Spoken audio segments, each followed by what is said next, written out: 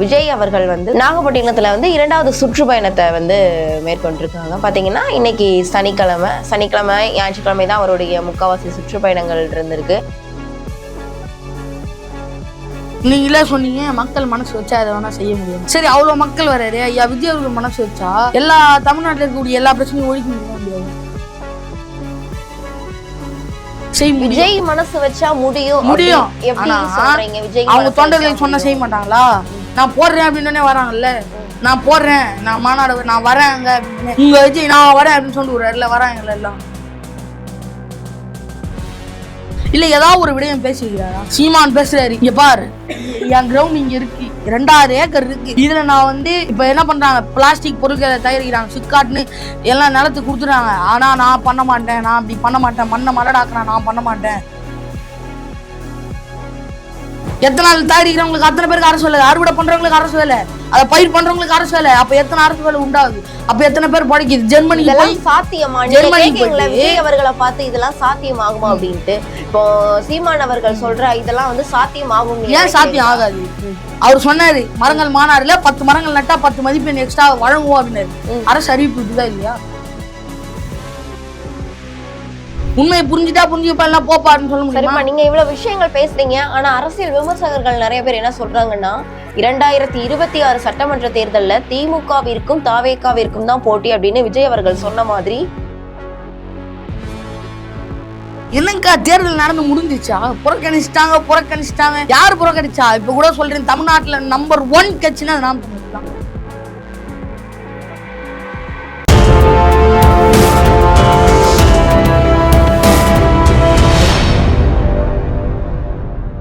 யூத்தமிழ் நேயர்களுக்கு வணக்கம். நான் உங்கள் பிருந்தா சங்கர். இன்று நம்மோடு சிறப்பு விருந்தினராக இணைந்திருப்பது இளம் விமர்சகர் ஸ்டாலின் பாரதி அவர்கள். வணக்கம். வணக்கம்கா. இப்போ விஜய் அவர்கள் வந்து நாகப்பட்டினத்துல வந்து 2வது சுற்றுப்பயணத்தை வந்து மேற்கொண்டிருக்காங்க. பாத்தீங்கன்னா இன்னைக்கு சனிக்கிழமை ஞாயிற்றுக்கிழமை தான் அவருடைய முக்காவாசி சுற்றுப்பயணங்கள் இருந்திருக்கு. அதையே வந்து பயங்கரமா ட்ரோல் பண்ணாங்க. இப்போ விஜய்க்கு பயங்கரமா பாத்தீங்கன்னா கூட்டமும் கூடுது.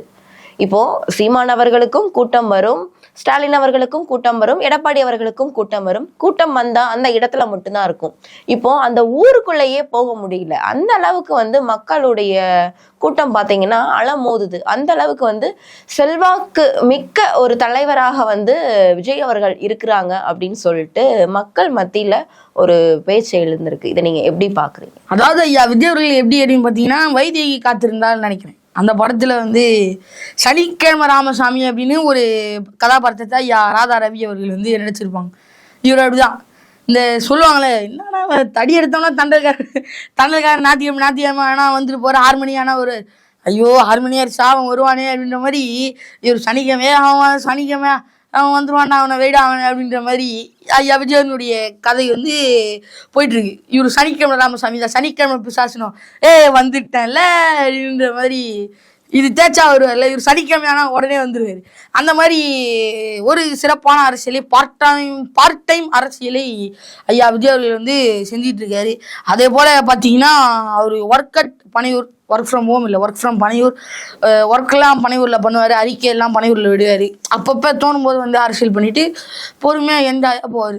இந்த நம்ம தங்கராஜன் எங்கோ கூமாப்பட்டிங்க, இவர் எங்கோ பனையூர் பாருங்க, இங்கே பாருங்க என் வீடுங்க அப்படின்னு டூரிஸ்ட் ஸ்டுடியோ போட வேண்டியதான் பனையூர்லேயே இருந்து. ஐயா விஜய் அவர்களுடைய நிலை அப்படி தான். இப்போ நம்ம சனிக்கிழமை அரசியல்ன்றது ரோங்கோ, இன்னைக்கு சனிக்கிழமைங்க, இன்னைக்கு தமிழ்நாடு ஃபுல்லாக போகிறேங்க, ஏதோ பாருங்க எவ்வளோ கூட்டம் அப்படின்ற மாதிரி ஐயா விஜய் அவர்கள் காணொலி போடுவார். குடிச்சிக்கிறதுல வெளிவரும் பார்ப்போம். மக்களுடைய கூட்டத்தை நீங்க பார்த்துருப்பீங்க தானப்பா? மக்களுடைய கூட்டம் அந்த இடத்துல எவ்வளவு இருக்குது, மக்களுடைய செல்வாக்கு, அதாவது மக்கள் மனசு வச்சாங்கன்னா எதுனாலும் நடக்கும் அப்படின்றது நமக்கு தெரியும். இப்போ எந்த தலைவர்கள் பேசினாலும் அந்த இடத்துக்கு கூட்டம் வரும் தான், ஆனா அந்த இடம் மட்டும்தான் கூட்டம் இருக்கும். இதை தான் நான் முன்னாடியே சொல்லியிருந்தேன். இப்போ மக்கள் வந்து அந்த அளவுக்கு வந்து அந்த இடத்துல வர்றாங்க அப்படின்னா ஒரு செல்வாக்கு மிக்க தலைவரா விஜய் அவர்கள் வளர்ந்துட்டாரு அப்படின்றத தானே நம்ம பார்க்க முடியும். நீங்களே சொன்னீங்க மக்கள் மனசு வச்சா அதை வேணா செய்ய முடியும். சரி, அவ்வளோ மக்கள் வராரு ஐயா விஜய் அவர்கள் மனசு வச்சா எல்லா தமிழ்நாட்டில் இருக்கக்கூடிய எல்லா பிரச்சனையும் ஒழிக்க முடியாதா? முடியும். கச்சத்தீவில் மீனவர் பிரச்சனை போயிட்டு இருக்கு, அதையும் செய்யலாம். நீட் தேர்வை இன்னைக்கே ரத்து பண்ணலாம். இவ்வளவு கூட்டம் இருந்தா போடு உக்காரு, இங்கே உக்காரு, யாரும் நவுறாது. இன்னைக்கு ஒரு போராட்டம், இந்திய ஒன்றியத்தை நம்பிக்கை வைக்க முடியுமா முடியாதா? ஒன்றிய அரசு நடுங்க வைக்க முடியுமா முடியாதா? விஜய் மனசு வச்சா முடியும். ஆனா அவங்க தொண்டர்கள் சொன்ன செய்ய மாட்டாங்களா? நான் போடுறேன் அப்படின்னு வராங்கல்ல, நான் போடுறேன், நான் மாநாடு நான் வரேங்க அப்படின்னு உங்க விஜய் நான் வரேன் அப்படின்னு சொல்லிட்டு விடுறாருல, வராங்கல்ல, எல்லாம் வராங்களா இல்லையா? அவ்வளவு கூட்டம் வருது இல்ல. அப்ப அதே மனசு வச்சு உங்க விஜய் ஏன் மக்கள் அப்படின்னு நினைச்சு மக்களோட பிரச்சனை எல்லாம் தீர்த்தா என்ன முடியல? ஏன் முடியாது? அப்படி உருவானது தானே ஜல்லிக்கட்டு போராட்டம். மக்களுடைய பிரச்சனைகள் ஒவ்வொன்னாதான் பேச ஆரம்பிச்சு. அப்படி கிடையாதுக்கா, ஜல்லிக்கட்டு பிரச்சனை உருவாச்சுல, அப்ப உடனே உட்காந்தாங்களா போராட்டத்துல? அந்த மாதிரி உட்காந்து ஜல்லிக்கட்டை மீண்டும் கொண்டு வந்தாங்கல்ல, இவரால செய்ய முடியாதா? உட்கார், ஒரு 3 நாள் உட்கார என்ன நடக்கு பாப்போம் பண்ண முடியாதா? 3 நாள்ல யாருமே அந்த ஊரால வெளியே வர முடியல. நீங்க சொன்னீங்களே ஊருக்குள்ளேயே போக முடியல அப்படின்னு, அவ்வளவு கூட்டம் வருது. பயப்படுமா பயப்படாதா? பயப்படுமா பயப்படாதா? அவ்வளவு கூட்டம் வருதுன்னா பயப்படாது. இதுக்கு முன்னாடி செய்ய மாட்டாரு. அவருடைய நோக்கமும் அரசியலும் அதல்ல. நேத்து பொதுவா ஒருத்தவங்க ரோட்ல எங்க போறாங்க, எங்க அப்பா உட்காந்து நான் உட்காந்து சீமான பேச்செல்லாம் கேட்கறேன். திடீர்னு ஐயா விஜய் அவர்களுடைய பேச்சு வந்து அவர் நின்று எங்க அப்பாட்ட பேசிட்டு இருக்காரு. பேசி நான் பேச்சு கேட்டுட்டு அந்த வீடியோ வந்து 2 நிமிஷம் 7 செகண்ட் அந்த வீடியோ நான் பார்த்துட்டு விஜய் வீடியோ வருது பின்னாடி. அவனும் ஏதோ பேசிட்டு நிக்கிறாப்புல. அவரு என்கிட்ட சொல்றாப்புல, நான் விஜய் இந்த மாதிரி சீமான் மாதிரி ஏதாவது உருப்படியா பேசினா கூட பரவாயில்ல, அவரு இத்தனைக்கும் திமுகக்காரு, அவருக்கு சீமான் மாதிரி ஏதாவது பேசினா பரவாயில்ல, எதுக்குதான் வரான்னு தெரியல, ஏதாவது பேசிட்டு வளர்த்து போயிட்டு இருக்கான் அப்படிங்கிறாரு. இன்னைக்கு நாகப்பட்டினத்துல அவருடைய பேச்சை நீங்க கேட்டீங்களாப்பா? கேட்டேங்க்கா, சொல்லுங்க. என்ன பெரிய என்ன பேசினாரு? இலங்கை கடற்படையினால மீனவர்கள் பாதிக்கப்படுற பிரச்சனைகள், கச்சத்தீவு பிரச்சனைகள், நீங்க சொல்ற கச்சத்தீவு பிரச்சனைகள், ஈழத்தமிழர்களுடைய பிரச்சனைகள் எல்லாமே பேசுறாரு. நீங்க இவ்வளவு நாள் வந்து விஜய் மேல குற்றச்சாட்டு வச்சது இதுதானே. இப்போ எடப்பாடி அவர்கள் வந்து திமுக தவற விட்ட வாக்குறுதிகள் எல்லாம் எடுத்து பேசுது, நடந்த அநியாயத்தெல்லாம் வந்து எடுத்து பேசுது அப்படின்னு தானே நீங்க பாயிண்ட் அவுட் பண்ணீங்க. அந்த மாதிரி பல பிரச்சனைகளை முன்னிறுத்தி இப்ப பேச ஆரம்பிச்சிட்டாரு. மக்களும் அதற்கு குரல் கொடுக்குறாங்களே. கேரளால 2012 இப்படிதான் ஒரு பிரச்சனை. கேரளா போட் வந்து போயிடுது. அவங்க வந்து என்ன பண்ணிட்டாங்க, அந்த கப்பல் வந்து இத்தாலியோட கப்பல், வணிக கப்பல், பெரிய வணிக கப்பல். அவங்க வந்து கேரளா வாட்டர் ஸ்கூலில் வந்துட்டாங்க. அவங்க இன்டர்நேஷ்னல் வாட்டர் ஸ்கூலில் போல, இவங்க வந்து இடிச்சிட்டாங்க. உடனே கேரளா என்ன பண்ணுறாங்க, ஓவர் ப்ரெஷர் மத்திய அரசு கொடுத்து உடனே இட்டாலிக்கு வந்து அவங்க கைது பண்ணி அவங்களை தூக்கிட்டே போயிட்டாங்க. மீனவர்களை சுட்டுட்டாங்க, தூக்கிட்டு போயிட்டாங்க. உடனே என்ன பிரச்சனை, கேரளா போய் குரல் கொடுத்து உலக சபைக்கு அது கொண்டு போய் அவங்கள எல்லாரும் கொண்டு வந்து குடும்பத்துக்கு 10 லட்ச ரூபா என்னமோ வாங்கி கொடுத்து, ஒரு குடும்பத்துக்கு 10 கோடி என்னமோ வாங்கி கொடுத்து ஒரு நபருக்கு. அந்த அளவுக்கு அதால் செய்ய முடியுது. இதெல்லாம் குறிப்பிட்ட ஒரு வார்த்தை செஞ்சு முடிச்சுது. இவங்களால செய்ய முடியாதா? போராட்டம் நடத்தா செய்ய முடியும், ஆனால் இவங்க செய்யல. அக்கா பேசினாருன்னு ஸ்பெசிஃபிக்காக சொல்றீங்களே, ஏன் தமிழ்நாட்டில் யாருமே பேசாது, அவர் பேசுறாரு. இன்னைக்கு எத்தனை பேர் அதுக்காக இந்த பிரச்சனைகளுக்காக குரல் கொடுக்குறாங்க. ஐயா விஜய் அவர்கள் கச்சத்தீவு பிரச்சனை இருக்குன்னு தெரியும், கட்சி ஆரம்பிச்சு 2 ஆண்டுகள் ஆச்சு, பேசினாரா? இல்லை நீங்க சொல்றீங்களே நீட்டு பிரச்சனையை பேசிட்டாரு. நீட்டு ரகசியம் ஐயா உதயநிதி அவர்கள் எனக்கு தான் தெரியும். ஐயா விஜய் அவர்களுக்கு அந்த ரகசியம் தெரியாதா? தமிழ்நாட்டில் இருக்கக்கூடிய எல்லா அரசியல் தலைவருக்கும் தெரியும். சொல்றாரு, சீமானெலாம் சொல்றாருல, இவரும் வாய் திறந்து பேச வேண்டியதானே, இதுதான் நீட் ரகசியம் அப்படின்ட்டு. ஏன் பேசல? இவரின் அரசியலும் நோக்கமும் அதை நோக்கி அல்ல. அதாவது ஒரு கச்சத்தீவு பிரச்சனை என்பது பெரிய மக்கள் சக்தி இருக்கு, ஒன்றும் இல்லை. ஜல்லிக்கட்டு போராட்டம், ஜல்லிக்கட்டுக்கான போராட்டம் என்பது அரசியல் அல்ல, அது மக்களா தன்னா முன்னெழுந்து வந்து செய்யப்பட்ட போராட்டம். அதற்கே அவ்வளோ பெரிய மாற்றம் உண்டாக்கப்படுகிறது. அதற்கே எல்லாம் பயந்து போறாங்க, நடுங்குறாங்க. அப்படின்னா ஒரு அரசியல் பின்புலத்தோட இவ்வளோ பேர் வந்து உக்காடுறாங்க ஒரு போராட்டத்தில் அப்படின்னா மாற்றத்தை ஏற்படுத்த முடியாதா? நடுங்க மாட்டாங்களா? பயப்பட மாட்டாங்களா? அஞ்ச மாட்டாங்களா அவங்கள பார்த்து? அது பெரிய மாற்றமா இல்லையா? உருவாக்க முடியல. அப்புறம் ஏன் இந்த தயக்கம்? செய்ய வேண்டியதானே, எழுந்து நம்மகிட்ட இருக்குடா பலம் போ அப்படின்னு போட வேண்டியதானே. ஏன் பயம்? உங்கள் அரசியல் நோக்கமும் அதல்ல. யாரோ ஒரு தமிழ்நாட்டு மக்களை மடைமாற்றுவதற்காகத்தான் உங்களின் இந்த அரசியலும் இந்த பயணம். ஐயா கமலஹாசன் வரும்போதும் இப்படிதான் ஊதுனாங்க. கமலஹாசன் வந்துட்டாரு, மாற்றத்தை உண்டாக்க போறாரு, என்ன பண்ண போறாரு, இதை பண்ண போறாரு. இன்னைக்கு என்ன பண்றாரு? திமுக எம்பியா போய் உள்ள உட்காந்துட்டு இருக்காரு. இப்ப அவருக்கு சப்போர்ட் அடிச்ச ஜிங்கி அடிச்ச மீடியெல்லாம் என்ன பண்ணிட்டு இருக்கு? ஏங்க இப்ப அவருடைய தொண்டர்கள் என்ன பேசுனாங்க? ஊன்னாங்களா? இப்ப என்ன எந்த பக்கம் மூஞ்சி திருப்பி வச்சுக்கிட்டு இருக்காங்க? பதில் சொல்ல முடியுமா?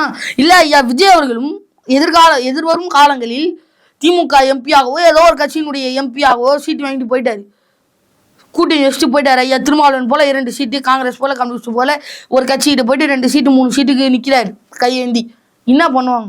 இந்த மீடியா என்ன பதில் சொல்ல? மாற்றத்தை உண்டாக்க புறப்பட்டார் அப்படின்னு கூஸ் பம்ஸா இருந்ததுல ஸ்பீச். என்ன விஜய் அவர்கள் வந்து முன்வைத்த கால பின்வைக்க மாட்டாரு அப்படின்றது நம்மளுடைய சினிமா தளத்திலே நமக்கு தெரியும். அதே மாதிரிதான் அரசியல் கலை. என்ன முன் வச்சிட்டாரு அவர் காலை? இது வரைக்கும் என்ன முன் வச்சிருக்காரு? எந்த போராட்டத்தை முன்னெடுத்து நடத்தி இருக்கிறாரு? இல்ல ஏதாவது ஒரு விடயம் பேசியிருக்கிறாரா? சீமான் பேசுறாரு, இங்க பாரு என் கிரவுண்ட் இங்க இருக்கு, 2000 ஏக்கர் இருக்கு, இதுல நான் வந்து இப்ப என்ன பண்றாங்க, பிளாஸ்டிக் பொருட்களை தயாரிக்கிறாங்க, சிப்காட்னு எல்லாம் நிலத்துக்கு கொடுத்துறாங்க. ஆனா நான் பண்ண மாட்டேன், நான் அப்படி பண்ண மாட்டேன், மண்ணை மலடாக்குறான், நான் பண்ண மாட்டேன், தண்ணி அதன் மூலமா உருவாகக்கூடிய அந்த கெமிக்கலை கொண்டு போய் தண்ணியில கலக்குறான், நான் செய்ய மாட்டேன். அந்த அனைத்து அவ்வளோ பெரிய இடத்துலயும் என்ன நல்லா வரும், கரும்பா போடு, கரும்பு போடு, அதுல இருந்து எத்தனை நாள் எடு. இது ஐடியாவா? ஒண்ணுமே தண்டத்துக்கு பேசுறீங்க, இது ஐடியாவா? எனக்கு கொந்தளிக்கிறான், அவனால தாங்க முடியல. சீமான் கொடுக்குற பதிலடி என்பது தாங்க முடியல. அந்த பேசக்கூடிய ஒவ்வொரு பேச்சு என்பது நடுங்க வைக்குது. ஒரு ஐடியா விஜயால பேச முடியுமா? அதை பேச முடியுமா? பேப்பர் பார்த்து உங்க பேரை படிச்சுட்டு இருக்கீங்க, இதை அவர் பேப்பர் பார்த்தா சொல்றாரு கரும்பு போடுவேன், அதுல இருந்து எத்தனை நாள் எடுப்பேன் போ. அத்தனை பேருக்கு அரசு வேலை, எத்தனை நாள் தயாரிக்கிறவங்களுக்கு அத்தனை பேருக்கு அரசு வேலை, அறுவடை பண்றவங்களுக்கு அரசு வேலை, அதை பயிர் பண்றவங்களுக்கு அரசு வேலை. அப்ப எத்தனை அரசு வேலை உண்டாகுது? அப்ப எத்தனை பேர் படிக்குது? ஜெர்மனிக்கு போய் சாத்தியமா? விஜய் அவர்களை பார்த்து இதெல்லாம் சாத்தியமாகுமா அப்படின்ட்டு இப்போ சீமான் அவர்கள் சொல்ற இதெல்லாம் வந்து சாத்தியமாகும். ஏன் சாத்தியம் ஆகாது? அவர் சொன்னாரு மரங்கள் மாநாடுல 10 மரங்கள் நட்டா 10 மதிப்பெண் எக்ஸ்ட்ரா வழங்குவோம் அப்படின்னாரு. அரசு அறிவிப்பு விட்டுதா இல்லையா? அதிகாரிகள் சொன்னாங்களா இல்லையா? இன்னைக்கு என் பள்ளி குழுவுல என் ஒட்டுமொத்த பள்ளியில இருக்கக்கூடிய அனைத்து மாணவர்களும் தங்களுடைய அம்மாவை வச்சுக்கிட்டு ஒரு மரக்கன்று என்பது நடுவது போல ஒரு புகைப்படம் எடுத்து நடணும், வைக்கணும், மத்திய அரசுக்கு அனுப்பணும், அவங்க ஒரு சான்றிதழ் அனுப்புவாங்க, அது கம்பல்சரியா கொண்டு வரணும், அது கட்டாயம் என்பது இன்னைக்கு இந்த வாட்ஸ்அப் குழுல பகிர்ந்துருக்காங்க. அலைபேசியில தான் இருக்கு. ஒவ்வொரு மாணவர்களும் நட்டு போட்டோ போட்டுருக்காங்க, சர்டிஃபிகேட்டும் வந்துட்டு தான் இருக்கு. அப்ப எங்கிருந்து எங்க போகுது செய்தி பரிமாற்றம் என்பது? எங்கிருந்து எங்க போகுது? அவர் சொல்ற எதுன்னு நீங்க போயின்னு சொல்லுவீங்க? எத்தனை நாள் எப்படி தயாரிக்க முடியும்? கரும்புல இருந்து எத்தனை நாள் தயாரிக்கிறாங்கல்ல, அதை பெட்ரோல்ல கலக்குறாங்கல்ல, இவ்வளோ அளவு கலக்கணும்னு இருக்குல்ல, கலக்குறாங்கல்ல. இதெல்லாம் இல்லை அப்படின்னு உங்களால சொல்ல முடியுமா? இல்ல அவர் பேசக்கூடிய ஒவ்வொரு எடுத்து வைக்கக்கூடிய ஒவ்வொரு கருத்தும் இல்லைங்க இது தவறு அப்படின்னு சொல்ல முடியுமா? எரியறான் அந்த சொல் விளையாடு இல்ல. நாங்கள் இந்த நாட்டிற்கு தீ வைக்க வந்த கூட்டம் அல்ல, தீ வைக்க வந்த கூட்டம், தமிழர்களுக்கு எதிராக அரசியல் செய்ய வந்தவர்களை தீ வைக்க வந்த கூட்டம் என்கிறார். பதில் சொல்ல முடியுமா? ஒருத்தன் பேசுறான் சிங்கமா, இவரை அப்படி பேசுறாரா? எரியுதுல. சொல்றாங்க விஜய்க்கு பிரசாந்த் கிஷோர் இருக்காரு, இவர் இருக்காரு, அவர் இருக்காரு, ஒருத்தன் கூட தப்பிக்க முடியல. இவ்வளவு பேர் இருக்காங்களே, ப்ரொமோட் பண்ணி கொண்டு போய்ங்களேன். ஏன் இவ்வளவு பேர் சேரல விஜய்? சீமானை தொட்டு பேசுன்னு சொல்லுங்க பார்ப்போம். சீமான் வேணாங்க, அடிப்படை தொண்டர் பேசுவாரு விஜய்க்கு பதிலா. அதை கூட இவரால் பேச முடியாது, தாங்க முடியாது. அடிப்படை நான் என்ன மாதிரி ஆள் வாய் திறந்தா விஜயால தாங்க முடியாது. விஜய் அவர்கள் நினைக்கலாம் இல்லையா, அதாவது இப்ப களத்துல இருக்கக்கூடியது திமுக அதிமுக மட்டும்தான், நம்ம அதை தான் பேசணும். இப்ப அதிமுகவை பத்தி கூட அவர் பேசல, திமுகவை தான் பேசுறாரு, பிஜேபிய பேசுறாரு, மத்திய அரசு ஆளுகின்றதுனால பிஜேபிய பேசுறாரு, வேற யாரையுமே பேசலையே அவரு. எங்க இவ்வளவு தைரியமா இருந்தா இவ்வளவு பேசுறாருல, எங்க அரசியல் எதிரி திமுக, தமிழ் இனத்துக்கு துரோகம் செஞ்சவர் யாரு? காங்கிரஸ் தானே. கொன்னா இல்ல, அதெல்லாம் பேச வேண்டியதுதானே, அந்த வரலாறுலாம் எடுத்து சொல்ல வேண்டியதுதானே. சீமான் சொல்றாருல, உங்க இனத்தலைவன் பேரை சொன்னா நடுங்கிறான் என்ற மேடையில் அந்த பேரை சொல்றாருல, எங்க தலைவர் பேரை சொல்றாருல, சொல்ல வேண்டியதானே, அந்த பேரை எடுத்து சொல்ல வேண்டியதானே, பேச வேண்டியதானே. காங்கிரஸ் தமிழ் இன துரோகி அப்படின்னு சொல்ல வேண்டியதானே. நாம் தமிழரும் அவங்க கட்சியை சார்ந்தவரும் நான் சொல்றேன் இந்த தேசிய கட்சிகள் இருக்கு, பிஜேபி, காங்கிரஸ், கம்யூனிஸ்ட், இது வேணா பார்க்க வேற வேறையா தெரியலாம், டேஸ்ட் வேற வேற இருக்கலாம், ஆனா எல்லாமே ஒரே பாலில் போடப்பட்ட டீ, காபி, பூஸ்ட், ஹார்லிக்ஸ். இதனுடைய முக்கியமான தன்மை என்னன்னா பால், விஷம், மூணுமே விஷம். எது நாங்க தேசியம் அப்படின்ற ஒரு கொள்கையை எடுத்துட்டு வருதோ அது எல்லாமே விஷம் தான். இன்ன அரசினை எடுத்துக்கிட்டு வருதோ அது எல்லாமே நமக்கு நன்மை தான். அந்த 3 வருஷத்தை பத்தி பேசுனியா? நீ பேசிருக்கீங்களா? ஐயா விஜய் அவர்களுக்கு கேட்குறேன், பேசிடலாமா? பேச முடியுமா? நான் பேசுறேன், என்னால் பேச முடியும். இவர் என்ன பண்றாரு, ஒவ்வொருத்தருக்கும் சீட்டு போட்டு வச்சுக்கிறாரு, கட்சி போட்டு வச்சுக்கிறாரு. காங்கிரஸ் பக்கம் ஏற்கனவே கூட்டணி சீட்டு பேசியிருக்காரு, அதிமுக சாஸ்காரனா வச்சிருக்காரு, அவங்க கிட்டயும் ஒரு கொஞ்சம் சீட்டு வாங்கி நிக்கலாமே. ஏன்? வெற்றி பெறணும்ன்ற அவசரம், வெற்றி பெறணும்ன்ற வெறி. யாருக்கும் வெற்றி பெறணும் அப்படின்னு வெறி கிடையாது. சீமான் இன்னைக்கு கூட திமுறா சொல்றாரு, அந்த மேல் ஈகோ அப்படின்னு இன்னைக்கு கூட அவர்கிட்ட இருக்கு. நான் சொல்றது புரிஞ்சா ஓட்டு போடலாம் போ அப்படின்ட்டு போறாரு. விஜய் அவர்கள் சொல்ல முடியுமா? புஷி ஆனந்த் கிறிஸ்தவர்கள் முன்னாடி போய் சொல்றாரு உங்கள் ஜேவி அப்படிங்கிற, என்னத்துக்கு ஜேவிங்கிற? அப்புறம் பொது உடைமை என்னத்துக்கு? சனாதன எதிர்ப்புங்கிற, சமத்துவ சகோதரத்துவங்கிற. அப்ப ஜே எங்கிருந்து வந்தது? இதெல்லாம் ஐயா விஜய் அவர்களால் பதில் சொல்ல முடியுமா? அந்த ஈகோ உங்ககிட்ட இருக்கா? போட்டா ஓட்டு, போட்டா போடலாம் போ அப்படிங்கிறத சொல்ல முடியுமா? உண்மையை புரிஞ்சுட்டா புரிஞ்சுப்பாலாம் போப்பா அப்படின்னு சொல்ல முடியுமா? சரிம்மா, நீங்க இவ்வளவு விஷயங்கள் பேசுறீங்க. ஆனா அரசியல் விமர்சகர்கள் நிறைய பேர் என்ன சொல்றாங்கன்னா 2026 சட்டமன்ற தேர்தல்ல திமுகவிற்கும் தாவேகாவிற்கும் தான் போட்டி அப்படின்னு விஜய் அவர்கள் சொன்ன மாதிரி அதே மாதிரி தான் இருக்கும் டஃப் அப்படின்னு சொல்றாங்க. அப்போ இந்த இடத்துலயும் நாம் தமிழர் கட்சி வந்து புறக்கணிச்சிருக்கு. அதாவது மூன்றாவது இடம் அங்கீகாரம் பெற்ற கட்சியா இருந்த நாம் தமிழர் கட்சி புறக்கணிச்சப்படுறத நம்மளால பார்க்க முடியுது. என்னங்கா தேர்தல் நடந்து முடிஞ்சிச்சா? புறக்கணிச்சிட்டாங்க. யாரு புறக்கணிச்சா? இப்ப கூட சொல்றேன், தமிழ்நாட்டுல நம்பர் 1 கட்சினா நாம் தமிழர் தான். ஐயா விஜய் அவர்கள் என்ன பண்றாரு? இப்ப ஒவ்வொருத்தட்டியா போயிட்டு நீங்க கூட்டணி வரீங்களா என்ன பண்றாரு? விஜயோட தானப்பா போய் எல்லாரும் கூட்டணிக்கு அழைக்கிறாங்க. விஜய் வந்து போய் ஒவ்வொரு இதுலயும் கேட்கல. எடப்பாடி பழனிசாமி அவர்கள் கூட அதிமுக கூட கூட்டணி வச்சுட்டு எனக்கு துணை முதல்வர் பதவி கொடுங்க, இத்தனை அமைச்சரவை பதவி கொடுங்க கேட்டது செய்தி இருக்கா இல்லையா? யாருனாலும் அதாவது ஐயா எடப்பாடி பழனிசாமி போய் கேட்பாரா விஜய் கிட்ட, ஐயா என் கூட கூட்டணி வாங்கன்ட்டு? விஜய் அவர்கள் அவ்வளவு பெரிய கட்சியா வளர்ந்துட்டாரு அவரு. நாம் தமிழர் கட்சி ஈடு செய்ய தமிழ்நாட்டில் இனிமேல் ஒரு கட்சி பிறந்து வளர்ந்துதான் வரணும். சீமான் போல தனியா நின்று தத்துவத்தை மனதில் விதைச்சுதான் வரணும். கூட்டம்னா அந்த கூட்டம் விஜய் எல்லாம் போயிடும். அந்த கூட்டம் இங்க வரக்கூடிய கூட்டம் என்பது சீமான் இல்லைனாலும் அவருக்கு அடுத்து வரக்கூடிய தம்பிகள் நிற்பாங்க. ஏன்னா இது கொள்கைக்காக உருவான கூட்டம். இது சீமான் தான் அவருக்கான உருவான கூட்டம் அல்ல. இது தமிழ் தேசியத்திற்காகவும் தமிழர்களுக்கு இன நல மொழி நலனுக்காகவும் உருவான கூட்டம். சில பேர் உருவாக்குனாரு, அவங்க பல பேர் உருவாக்குனாங்க. 1 10ஆவோ 10 100ஆவோம் படைவர் நடுங்கும் படையாவோம் அப்படின்னு. இன்னைக்கு அந்த படை தான் நீ ஒட்டுமொத்த விஜயெல்லாம் அலற வச்சுட்டு இருக்கு. நாம 36 லட்சம் பேரு எப்படி நடுங்க வர்றாங்க பாத்தீங்களா? பயம்னா அப்படி இருக்கணும். நீ எதிர்க்க முடியுமா? நீங்க ஊடகம் வேணா ஊதி பெருசாகலாம், விஜய் வளர்ந்து விட்டார் யாருமே எதிர்பார்க்கல. எடுத்துட்டு போயிட்டாரு, போப்பா தள்ளி பாப்பா அப்படின்ட்டு சொல்ல முடியுமா? நீ மாநில அங்கீகரிக்கப்பட்ட ஒரு கட்சி, நிரந்தரமான ஒரு சின்னம் இருக்கு, பயிர் தொழிலாளி சின்னம். விஜய்லாம் அந்த கூட்டணி போயிருங்க, உடஞ்சிருங்க. என் நண்பன் ஒருத்தர் இருக்கான், இன்னைக்கு அவன் யாரால விஜய் அரசியல் இல்ல அவனுக்கு அரசியல் திரும்பி இப்பயும் அவனுக்கு தெரியாது அரசியல். விஜய் வந்துட்டாரு, விஜய் எல்லாம் அவன் இருப்பானா? அவங்கெல்லாம் உருவாக்கப்பட்ட கூட்டம். இது உருவான கூட்டத்திற்கும் தானா சேர்ந்த கூட்டத்திற்கும் உருவாக்கப்பட்ட கூட்டத்திற்கும் நிறைய வித்தியாசம் இருக்கு. அதை வச்சுதான் வாக்குகள் என்பது வரும். அதாவது இப்ப நாடாளுமன்ற தேர்தலில் வந்து மக்கள் எல்லாரும் என்ன பண்ணுவாங்க, இங்க இருக்கக்கூடிய இந்த மாநில கட்சிகளை வந்து தேட மாட்டாங்க. ஸ்ட்ரைட்டா அங்க பிஜேபி வந்தா நல்லா இருக்குமா, காங்கிரஸ் வந்தா நல்லா இருக்குமா அப்படிங்கிற தேடல் தான் அவங்க மனசுக்குள்ள இருக்கும். பிஜேபி வந்தா நல்லது இல்லை, காங்கிரஸ் வரட்டும் அப்படின்னு ஓட்டு போட்டிருப்பாங்க. திமுக காட்டுங்க கூட்டியா அப்போ ஓட்டு போடும். அப்படி உருவாக்கப்பட்ட ஒரு தேர்தலில், அந்த கான்செப்ட் வச்சு வரக்கூடிய ஒரு தேர்தலில் இத்தனை பேரை தேடி நாம் தமிழர் கட்சியிலேருந்து சட்டமன்றத்துக்குள்ள போனா நல்லா இருக்கும் அப்படின்னு மக்கள் தேடி ஒரு கட்சியை அங்கீகரிச்சிருக்காங்கன்னா அப்போ சட்டமன்ற தேர்தலில் நின்னா எவ்வளவு பெரிய பலத்தை தூக்க முடியும்? அதாவது நாடாளுமன்ற தேர்தலில் தமிழ்நாடு மக்கள் என்ன பண்ணுவாங்க, மேலே ஒன்றிய அரசுல யார் வந்தா, ஒன்று பிஜேபி வந்தா நல்லா இருக்குமா, இல்லை காங்கிரஸ் வந்தா நல்லா இருக்குமான்ற தேடல் தான் அவங்களுக்குள்ள இருக்கும். காங்கிரஸ் வந்து திமுக ஓட்டு போடு, காங்கிரஸ் வந்துடும் அவங்களுக்கு சப்போர்ட்டு, இல்லை காங்கிரஸ்க்கே ஓட்டு போடு அப்படிங்கிற நிலை அவங்களுக்குள்ள இருக்கும். ஆனா நாடாளுமன்ற தேர்தலில் நாம் தமிழர் கட்சியிலேருந்து ஒரு சட்டமன்ற வேட்பாளர் உள்ள போயிட்டா, நாடாளுமன்ற தேர்தலில் ஒரு உறுப்பினர் உள்ள போயிட்டா கூட மாறிடும், தமிழர்களுக்கான உரிமை கேட்கப்படும் என்று தேடி நாம் தமிழர் கட்சி ஓட்டு போட்டாங்க. அதுலயும் பல சதிகள் இருக்கு. மைக் சின்னம் கொடுத்தது, கடைசி ஆலய வெறும் 18 நாட்கள்ல ஒரு சின்னத்தை கொண்டு போய் சேர்க்க முடியுது. நாடாளுமன்ற தேர்தலையே ஒரு கட்சி வாக்கு வாங்கி அங்கீகரிக்கப்பட்டதுன்னா அப்ப சட்டமன்ற தேர்தல் அந்த கட்சி எவ்வளவு வாக்குகள் வாங்கும், எத்தனை பேர் ஆதரிப்பாங்க அப்படிங்கிறதே ஐயா விஜய் அவர்களும் அவரை சார்ந்திருக்கக்கூடிய தமிழ்நாட்டில் உள்ள அனைத்து கட்சிகளும் உணரணும்.